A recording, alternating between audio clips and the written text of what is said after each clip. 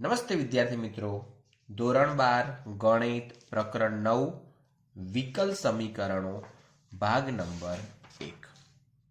મિત્રો, આ પ્રકરણ તમારા માટે નવું છે, પરંતુ આની અંદર સંકલનના અમુક સૂત્રોનો ઉપયોગ થાય છે, તો અહીંયા સંકલન જરૂરી છે એમ સમજીને પહેલા સંકલન અને સાથે સાથે થોડુંક વિકલન તૈયાર હોય તો જ તમને આની અંદર સમજણ પડશે। હવે સૌથી પહેલા વિકલ સમીકરણ, વિકલ સમીકરણો શબ્દ છે તો એની અંદર આપણે વિકલ સમીકરણ કેવું હોય તો કોઈ પણ પદ છે તો એનું વિકલન કેવી રીતે થાય, કોઈ પણ પદ છે તો એનું સંકલન કેવી રીતે થાય, બરાબર। તો આપણે એમ વિચારીએ કે dy/dx ઇક્વલ ટુ gx જ્યાં y ઇક્વલ ટુ fx, એટલે કે કોઈ પણ fx સ્વરૂપના પદનું x ને સાપેક્ષ વિકલન કરીએ અને gx ટૂંકમાં વિકલન કરવાથી જે સ્વરૂપ મળે છે તો એ આવું જે સ્વરૂપ છે dy/dx ઇક્વલ ટુ gx પ્રકારના સ્વરૂપને વિકલ સમીકરણ તરીકે ઓળખવામાં આવે છે। ઓકે, કોઈ પણ એક ચલનું વિકલન કરીએ છીએ અને એનો જવાબ તરીકે કોઈ એક વિધેય મળતું હોય તો એવું જે સ્વરૂપ છે એને જ આપણે વિકલ સ્વરૂપ તરીકે એટલે વિકલ સમીકરણ તરીકે ઓળખીશું। હવે મિત્રો, અહીંયા dy/dx આપણે લખ્યું છે, બરાબર। મૂળ વિધેય x ચલ આધારિત છે, તો આનો મતલબ એ થયો કે જો તમારું મૂળ વિધેય x ચલ આધારિત હોય તો x ચલને આપણે કેવો ચલ તરીકે ઓળખીશું? સ્વતંત્ર ચલ। અહીં ચલ x ને સ્વતંત્ર ચલ અને ચલ y ને, ચલો y ચલ જે છે એ x ચલ ઉપર આધાર રાખે છે, તો ચલ y ને અવલંબી ચલ તરીકે ઓળખાય છે। ક્લિયર? તો સ્વતંત્ર ચલ અને અવલંબી ચલ તમને આને આધારે ખબર પડી। તો હવે ખરેખર વિકલ સમીકરણ આપણે કોને કહીએ છીએ? તો વિકલ સમીકરણની આપણે વ્યાખ્યા લખી દઈએ। વિકલ સમીકરણ તો કે સ્વતંત્ર ચલને સાપેક્ષ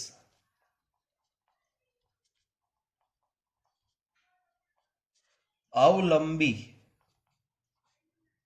ચલના વિકલિતને સમાવતા સમીકરણને વિકલ સમીકરણ કહે છે। જોઈ લેજો, સ્વતંત્ર ચલને સાપેક્ષ એટલે કે x ને સાપેક્ષ અવલંબી ચલનું વિકલિત એટલે કે y નું વિકલિત એને સમાવતું જે સમીકરણ છે, ટૂંકમાં dy/dx હોય, d2y/dx² હોય, તો આવા પદોને સમાવતું જે સમીકરણ છે એ સમીકરણને આપણે શું કહીશું? વિકલ સમીકરણ તરીકે ઓળખીશું। હવે એની જ અંદર કે સ્વતંત્ર ચલ, તો આપણે અહીંયા એક જ સ્વતંત્ર ચલનો અભ્યાસ કરવાનો છે, બરાબર। જુદા જુદા સ્વતંત્ર ચલને આધારે પણ વિકલ સમીકરણો મળી શકે, પરંતુ આપણે અહીંયા એક જ સ્વતંત્ર ચલને આધારે અહીંયા વિકલિતોને સમાવતું હોય તો એવા વિકલ સમીકરણને આપણે સામાન્ય વિકલ સમીકરણ કહીશું। તો એવા સામાન્ય વિકલ સમીકરણનો આપણે આ પ્રકરણમાં અભ્યાસ કરવાનો છે, તો અહીંયા એનો પણ ઉલ્લેખ કરી દઈએ। કે જે વિકલ સમીકરણ ફક્ત એક જ સ્વતંત્ર ચલની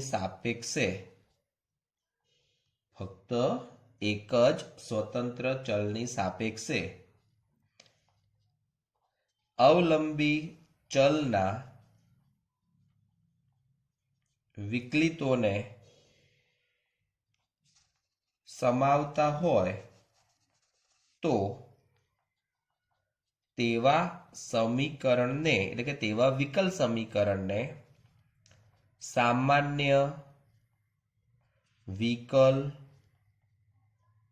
સમીકરણો અથવા સામાન્ય વિકલ સમીકરણ કહે છે. ઓકે, હવે ખરેખર એનું સ્વરૂપ કેવું હોય તો ઉદાહરણ તરીકે આપણે જોઈએ તો 2d²y/dx² પ્લસ dy/dx ની 1 ઘાત રાખો, 2 ઘાત રાખો, 3 ઘાત રાખો, 4 ઘાત રાખો ઇક્વલ ટુ 0. જુઓ, સમીકરણમાં એક તો અંદર ઇક્વલ ટુ આવવાનું છે.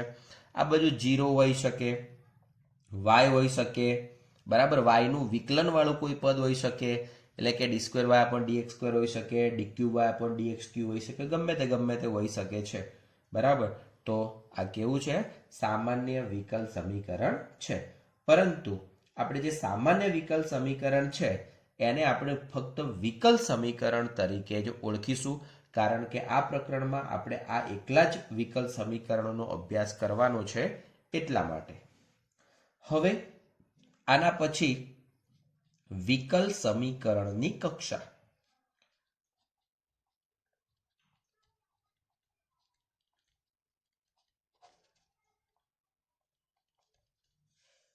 કોઈ પણ વિકલ સમીકરણ સમજો તમને આપેલું હોય અને એ વિકલ સમીકરણમાં અવલંબી ચલના જે વિકલિતો આપ્યા છે એ વિકલિતોમાં વિકલિતની સૌથી ઊંચી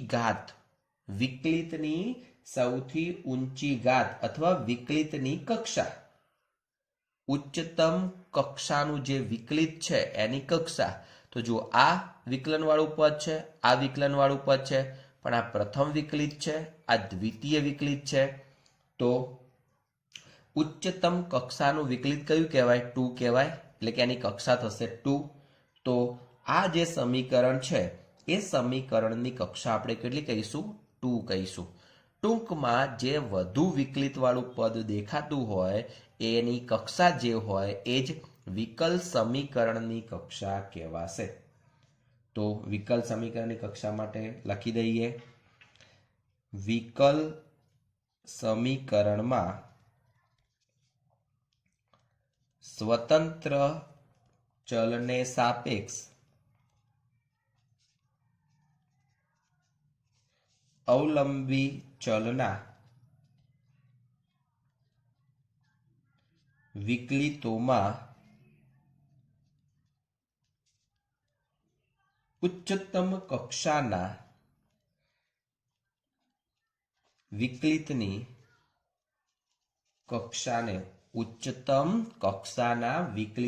કક્ષાને વિકલ સમીકરણની કક્ષા કહે છે, બરાબર. તો હવે એના આધારે આપણે એના ઉદાહરણ જોઈ લઈએ. તો ઉદાહરણ શું છે? તો dy/dx ઇક્વલ ટુ e⁻x. તો આની અંદર ફક્ત ને ફક્ત એક જ વિકલન વાળું પદ છે, પ્રથમ વિકલિત છે, તો એની કક્ષા કેટલી કહેવાય? 1 કહેવાય. તો આની કક્ષા થશે 1. ચલો એવું બીજું ઉદાહરણ આપણે લઈએ કે d²y/dx² પ્લસ dy/dx ની 5 ઘાત ઇક્વલ ટુ 2. તો આ જે પદ છે તો એની અંદર આ પદની અંદર એક જ પ્રથમ વિકલિત છે, આની અંદર દ્વિતીય વિકલિત છે. તો ઊંચી કક્ષા કેટલી થઈ? 2 થઈ. તો તો એનો મતલબ એની કક્ષા થશે 2. એવી જ રીતે ત્રીજું છે dqy upon dx cube plus x square into d square y upon dx square નો ક્યુબ ઇક્વલ ટુ 0. તો આ પદમાં પણ તમે જુઓ અહીંયા સ્ક્વેર છે એટલે કે દ્વિતીય વિકલિત છે, અહીંયા તૃતીય વિકલિત છે, તો મોટું વિકલિત કયું થયું? તૃતીય વિકલિત. તો એનો મતલબ એની કક્ષા કેટલી થશે? 3.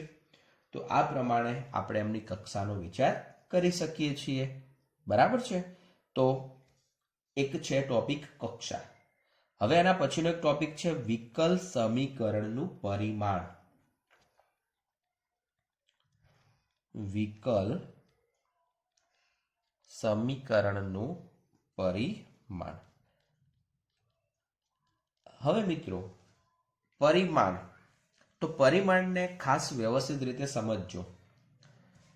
ધારો કે તમને કોઈ પણ પ્રકારે વિકલ સમીકરણ આપેલું હોય તો દરેક વખતે એનું પરિમાણ મળે એવું જરૂરી નથી, પરંતુ જે વિકલ સમીકરણ છે, શબ્દને ધ્યાનથી સાંભળજો, જે વિકલ સમીકરણ છે એ વિકલ સમીકરણ જે વાયનું વિકલિત છે એ વાયના વિકલિતની બહુપદી સ્વરૂપે હોય. શું છે? વાયના વિકલિતની બહુપદી સ્વરૂપે હોય તો જ એ વિકલ સમીકરણમાં કક્ષા મળે. જો વાયના વિકલિતની બહુપદી સ્વરૂપે ન હોય તો એને કક્ષા મળશે નહીં. તો સૌથી પહેલા આપણે આની વ્યાખ્યા લખી દઈએ. જો વિકલ સમીકરણ વિકલિતોની બહુપદી સ્વરૂપે આપેલ હોય તો વિકલ સમીકરણનું પરિમાણ. હવે એક તો બહુપદી અહીંયા કીધી છે, તો હવે પરિમાણ ખરેખર કયું થાય? તો આ જે સમીકરણો છે એના આધારે હું ધારો કે તમને સમજાવું તો આપણને અહીંયા જોયું તો કક્ષા આમાં 3 મળી છે. તો જે સૌથી ઊંચી કક્ષાનું વિકલિત છે એની જે ઘાત હોય, સૌથી ઊંચી કક્ષાના વિકલિતની જે ઘાત હોય એને પરિમાણ કહેવાય. તો અહીંયા ઊંચી કક્ષા 3 છે તો એની ઘાત કેટલી છે? 1. તો એનું પરિમાણ 1 કહેવાય. આ સમીકરણમાં ઊંચી કક્ષા 2 છે તો 2ની આખાની ઘાત કેટલી છે? 1. તો અહીંયા પરિમાણ 1 કહેવાય. એવી જ રીતે અહીંયા જોઈએ તો આનું પરિમાણ પણ 1 જ થશે. ઓકે, પરંતુ ધારો કે આ સમીકરણમાં સમજો કે આ પહેલું પદ નથી, તો હવે આ જે સમીકરણ છે એની કક્ષા કેટલી કહેવાય? 2 કહેવાય. અને ત્યારે એનું પરિમાણ કેટલું થશે? 3 થશે. ઓકે, તો પરિમાણ કેવી રીતે આપણે કહીશું? તો કે એ વિકલ સમીકરણમાં આવતા ઉચ્ચતમ કક્ષાના વિકલિતનો ઉચ્ચતમ ઘાતાંક. પરિમાણ એ વિકલ સમીકરણમાં આવતા ઉચ્ચતમ કક્ષાના વિકલિતનો ઉચ્ચતમ ઘાતાંક થાય. ઉચ્ચતમ કક્ષાના વિકલિતનો જે ઉચ્ચતમ ઘાતાંક છે તે. બરાબર? તો આની અંદર આપણે પરિમાણ વિશે સમજ્યા કે ખરેખર, કારણ કે આ 3 જે સમીકરણો છે એ 3 સમીકરણો પહેલા તો એના વિકલિતની બહુપદી સ્વરૂપે છે. એટલા માટે ધારો કે કોઈ વિકલિતની બહુપદી સ્વરૂપે નથી તો એવું આપણે ક્યારે કહી શકીએ? તો સામાન્ય રીતે ધારો કે વિકલન વાળું પદ કોઈ ત્રિકોણમિતિય વિધેયની અંદર આવેલું હોય, એટલે કે cos dy/dx હોય, sin dy/dx હોય, એક તો એવું હોય તો બહુપદી ન કહેવાય. બીજું વિકલન વાળું પદ એટલે કે વિકલિત વાળું પદ એ કોઈ પદના ઘાત તરીકે આપેલું હોય, ધારો કે e⁻dy/dx આપ્યા હોય, તો એ પણ બહુપદી સ્વરૂપે થશે નહીં. તો આ રીતે આપણે આગળ ઉદાહરણ જોઈએ એટલે એના આધારે આપણને સમજાશે. હવે મિત્રો સાથે સાથે dy/dx છે તો એને y' તરીકે આપણે ઓળખીએ છીએ. એવી જ રીતે d²y/dx² છે તો y" તરીકે ઓળખીએ છીએ. બરાબર, આ પદ છે તો એને y" તરીકે આપણે ઓળખીએ છીએ. તો એ રીતે એક તો આપણે વિચારી શકીએ છીએ.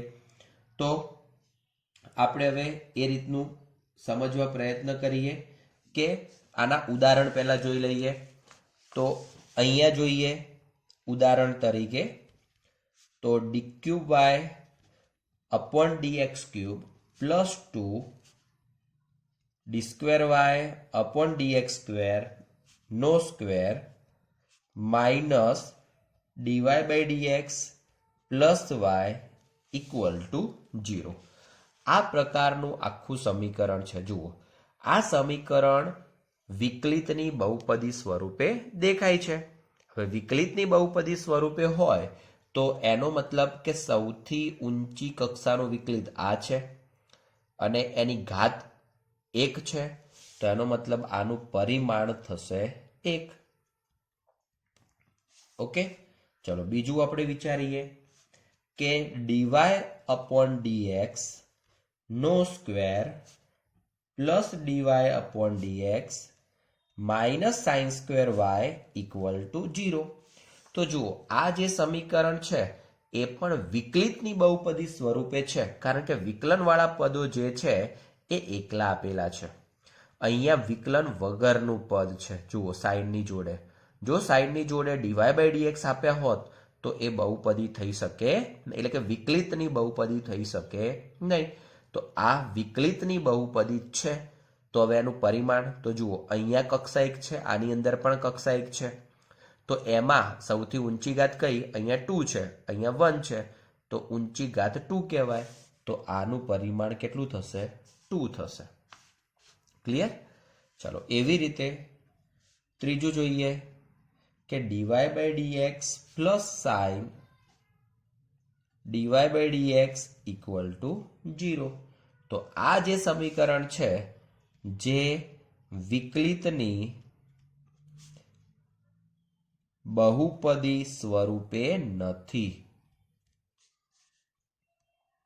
હવે વિકલિતની બહુપદી સ્વરૂપે નથી તો એનો મતલબ એનું પરિમાણ મળે નહીં. તો માટે પરિમાણ ન મળે અથવા પરિમાણ વ્યાખ્યાયિત નથી. ઓકે, તો પહેલા બે સમીકરણમાં પરિમાણ મળે છે. એકની અંદર 1 છે અને એકની અંદર 2 છે, પરંતુ ત્રીજાની અંદર પરિમાણ મળતું નથી. ક્લિયર? તો આપણે એને એ રીતે સમજીશું. હવે ઉદાહરણ નંબર 1. ચલો, કક્ષા અને પરિમાણ મેળવવાનું છે. સૌથી પહેલું છે dy/dx minus cos x equal to 0. ચલો અહીંયા આપણે કક્ષા લખી દઈએ અને અહીંયા પરિમાણ લખી દઈએ. તો જુઓ, સૌથી ઊંચી કક્ષાનું વિકલિત 1 છે, તો કક્ષા એની 1. હવે એની પણ ઘાત કેટલી છે? 1 છે, તો એનું પરિમાણ 1. ચલો એનો બીજો પ્રશ્ન, x into y d²y/dx² plus x into dy/dx નો square minus y dy/dx equal to 0. હવે જુઓ, આ જે સમીકરણ છે એ સમીકરણમાં પણ એ વિકલિતની બહુપદી સ્વરૂપે છે. સૌથી ઊંચી કક્ષાવાળું પદ અહીંયા દેખાય છે, તો એનો મતલબ એની કક્ષા કેટલી? 2. ચલો એનું પરિમાણ કેટલું? હવે આટલા પદની ઘાત કેટલી છે? 1 છે, તો એનું પરિમાણ થશે 1. ઓકે, ચલો ત્રીજો, y∭ plus y² plus e⁻y equal to 0. હવે સૌથી પહેલા આપણે કક્ષાનો વિચાર કરીએ. તો અહીંયા ટ્રિપલ ઘાત છે, બરાબર, એટલે સોરી એનું થર્ડ વિકલિત છે, તૃતીય વિકલિત છે, તો એનો મતલબ એની કક્ષા 3 કહેવાશે. પરિમાણ માટે મેં લીટી દોરી દીધી છે, કારણ કે આ જે સમીકરણ છે એ સમીકરણ વાયના વિકલિતની બહુપદી સ્વરૂપે નથી. ઓકે, તો એટલે વાયના વિકલિતની બહુપદી નથી. તો અહીંયા ઉલ્લેખ કરી દઈએ, જે વાયના વિકલિતની બહુપદી સ્વરૂપે નથી, માટે એનું પરિમાણ ન મળે. ક્લિયર? તો આ રીતે આપણે એનો જવાબ વિચારી શકીએ છીએ. ચલો હવે એના પછી સ્વાધ્યાય 9.1 આપણે જોવાનું છે. તો 9.1 એની અંદર જેટલા પણ સમીકરણો આપ્યા છે એ સમીકરણો પહેલા તો સાદા સ્વરૂપે છે કે નથી એ જોવાનું છે, અને પછી એના આધારે એનું કક્ષા અને પરિમાણ આપણે વિચારી શકીએ. તો આપણે સમીકરણો લખી દઈએ. તો પહેલું સમીકરણ છે d4y/dx4 plus sine y triple એટલે yનું તૃતીય વિકલિત ઇક્વલ ટુ 0. તો જુઓ, હવે આ સમીકરણની કક્ષા અને પરિમાણ જો મિત્રો ઉલ્લેખ કરવા જેવો હશે તો કરીશું, નહીં તો ડાયરેક્ટ એમના જવાબ આપણે લખીશું. તો જુઓ, સમીકરણની કક્ષા કેટલી કહેવાશે? 4 થશે, પરંતુ એમનું પરિમાણ વ્યાખ્યાયિત નથી. કેમ? તૃતીય વિકલિત સાઇન સ્વરૂપે છે. એનો મતલબ કે આ જે છે એ વાયના વિકલિતની બહુપદી સ્વરૂપે નથી, માટે. ચલો બીજું, y dash plus 5y equal to 0. જો એકદમ સિમ્પલ સમીકરણ આપેલું છે, એની કક્ષા કેટલી કહેવાશે? 1 કહેવાશે, અને એની ઘાત પણ 1 જ થાય છે. ઓકે, ચલો એના પછી એનો ત્રીજો જોઈએ કે ds/dt raise to 4 plus 3s into d2s/dt² equal to 0. હવે આની અંદર s નું દ્વિતીય વિકલિત આપેલું છે, તો એની કક્ષા 2, અને એની જ ઘાત કેટલી? તો 1. ચોથો, d2y/dx² નો square plus cos dy/dx equal to 0. તો જુઓ, d2y/dx² છે, તો એનો મતલબ એની કક્ષા 2. ચલો, cos dy/dx છે, એનો મતલબ કે વાયના વિકલિતની બહુપદી સ્વરૂપે નથી, તો એનું પરિમાણ મળશે નહીં. પાંચમો, d2y/dx² equal to cos 3x plus sin 3x. હવે મિત્રો x વાળું પદ તો કોઈ પણ રીતે હોય, એકલા y વાળું પદ પણ કોઈ પણ રીતે હોય, એનાથી કોઈ ફરક પડતો નથી. આ પદ જુઓ તો કક્ષા 2, એની આખાની ઘાત 1. છઠ્ઠો, તૃતીય વિકલિત y નો સ્ક્વેર પ્લસ દ્વિતીય વિકલિત y નો ક્યુબ પ્લસ પ્રથમ વિકલિત 4 ઘાત પ્લસ y5 ઇક્વલ ટુ 0. હવે આ રીતનું પદ છે, તો સૌથી પહેલા તૃતીય વિકલિત પ્રમાણે કક્ષા 3 અને એનો જ સ્ક્વેર, એનો મતલબ કે એનું પરિમાણ 2, કારણ કે શું છે? વિકલિત છે, વિકલિતની બહુપદી સ્વરૂપે છે. સાતમો જોઈએ, y તૃતીય વિકલિત પ્લસ 2y દ્વિતીય વિકલિત plus y dash equal to 0. તો આ પણ આનો જવાબ કેટલો આવશે? 3 અને 1, કારણ કે બહુપદી સ્વરૂપે છે. આઠમો પ્રશ્ન જોઈએ, y dash plus y equal to e raise to x. જુઓ, x વાળું પદ ઘાતમાં છે એટલે આપણને એનાથી કોઈ તકલીફ નથી. તો પ્રથમ વિકલિત છે અને એની ઘાત પણ એક જ થવાની છે 1 1. ચલો એના પછી નવમો y double dash plus y ડેશનો square plus 2y equal to 0. તો જુઓ અહીંયા દ્વિતીય વિકલિતના કારણે 2 એની એક ઘાત એટલે કે પરિમાણ 1. દસમો જોઈએ તો 10ની અંદર આપેલું છે y દ્વિતીય વિકલિત સ્વરૂપે 2y dash plus sine y equal to 0. તો આની કક્ષા થશે 2. ચલો એની જ ઘાત 1, કારણ કે વિકલિતની વાયના વિકલિતની બહુપદી છે, સાઇન જોડે y છે, ડીવાય બાય ડીએક્સ સ્વરૂપનું પદ હોત તો આપણે કહી શકતા કે બહુપદી નથી, પરંતુ આ તો વિકલિતની બહુપદી છે, તો માટે ડબલ ડેશ માટે એક ઘાત કહી શકાશે. તો એનું પરિમાણ થયું 1. તો આ થયા એના 10 પ્રશ્નો. હવે એના પછી 11મો અને 12મો અને આપણે ડાયરેક્ટ બુકમાંથી જ સમજી લઈએ છીએ. તો 11ની રકમ તમે જુઓ કે વિકલ સમીકરણ d² y/dx સ્ક્વેરનો cube plus dy upon dx નો square plus sine dy by dx plus 1 equal to 0. તો જુઓ એનું પરિમાણ શોધવાનું છે. તો મિત્રો અહીંયા જે પણ સમીકરણ આપેલું છે એ વિકલિતની બહુપદી સ્વરૂપે નથી. કેમ? આ પદને તમે જોઈ લેજો, સાઇન dy બાય dx છે એટલે વિકલિતની બહુપદી કહી શકાય નહીં. એનો મતલબ એવો થયો કે એનું પરિમાણ શું આવશે? અવ્યાખ્યાયિત આવશે. અને 12મો પ્રશ્ન 2x² d² y/dx square minus 3 dy upon dx plus y equal to 0 ની કક્ષા લખવાની છે. તો કક્ષા માટે સૌથી મોટી ઘાતવાળું પદ અહીંયા દેખાય છે, સૌથી મોટા વિકલિતની કક્ષા 2. તો કક્ષા આપણે 2 લખી શકીએ છીએ. એનો મતલબ કે આ થશે આપણો જવાબ.